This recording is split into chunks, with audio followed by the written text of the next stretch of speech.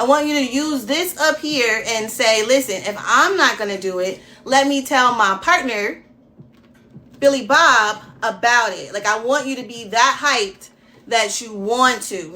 Now, listen, I didn't make up drug testing. It's nothing I created. It's been created since 1988 by the Reagan administration.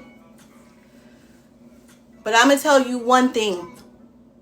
Drug testing, federal drug testing is never going anywhere. But you have to set up the foundation of what you are going to do. And the way that you do it is just through knowledge. You kill them with knowledge. You serve them with knowledge. Once you have the knowledge, no one can stop you. Okay. Whenever you see DOT, I want you to equate that to federal. I show you how to do federal drug testing. How do you get into drug testing? The first thing is you must get qualified. You cannot get into this industry if you're not qualified, because you need to learn how to do a drug test. Don't think you can just roll over and you're like, you know what, I'm about to start doing drug tests. Definitely not the federal way, because we have what's called a chain of custody. See this paperwork? This paperwork goes to 5 people. It's going to be your writing on a federal document. Do you get where I'm going? You must be trained. You must be trained. That is like, you can't even get it. Read the 49 CFR Part 40. You can't even get it. Right?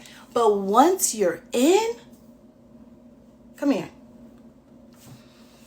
Once you're in, there's no cap.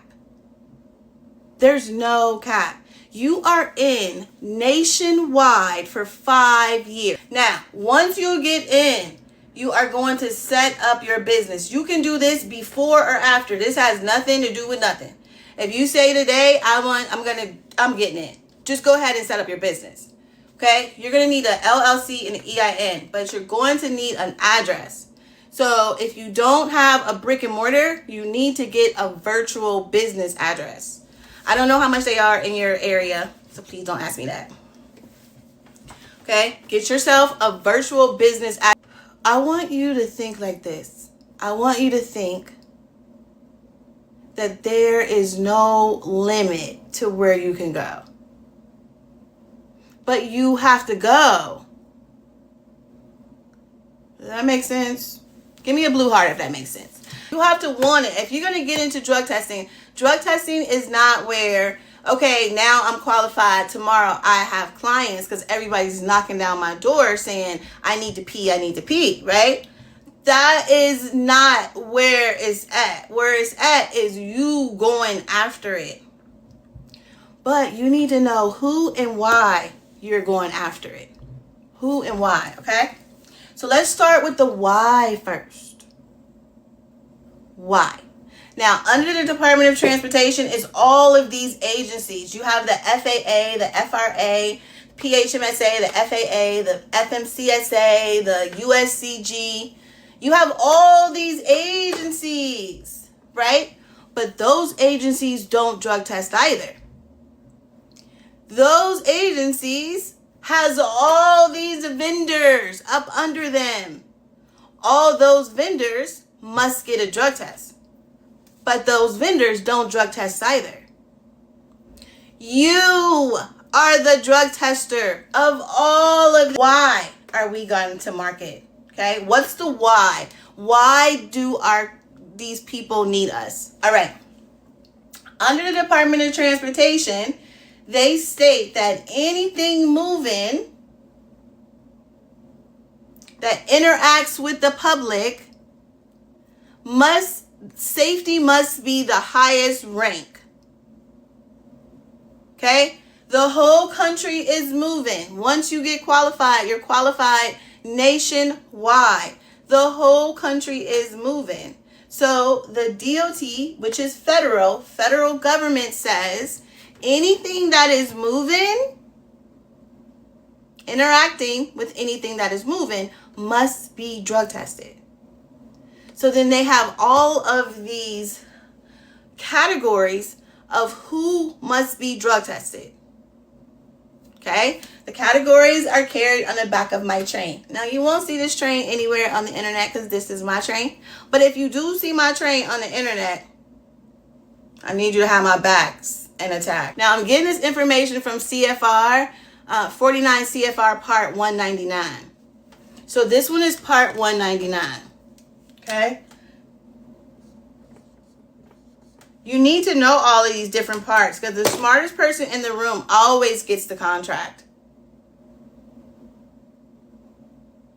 So it says for drug testing for PHMSA, this applies to all employees performing operations, maintenance, or emergency response functions on pipelines, LNG facilities. Requirements include pre-employment, post-accident, random, and reasonable suspicion testing calls. Okay, and their random pool is 50% of the employee list.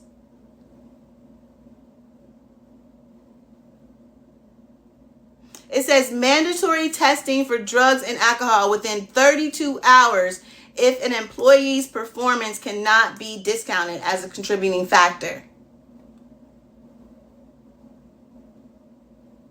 That's for a post-accident. You know how much accidents happen at these boiler locations? What if they had you as the on-call? You all are thinking like, listen, a company, why would they use you? Why would they use you? Because you are on call. Most relationships, where is this going? Most relationships break up because you're not around enough. Every last one of these agencies has a random policy. That is a percentage of employees that must be drug tested. Every company has this. It's called the random pool. So you may have some friends and family like, oh, they're always picking on me. They're always picking my name. That's not true. They're just in a random pool where a system generates names randomly.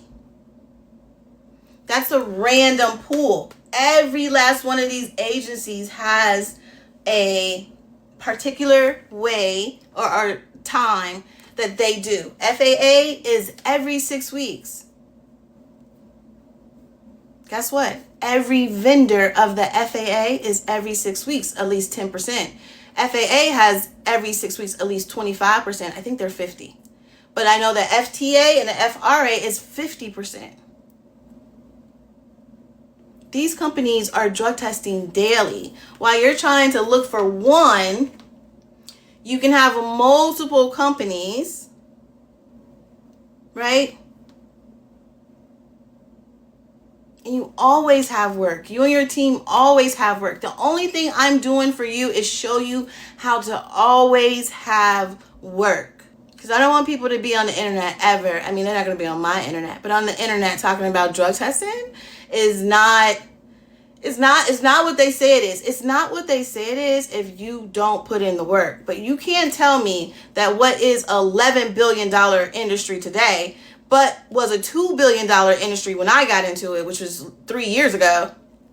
You can't tell me there's no money in drug testing.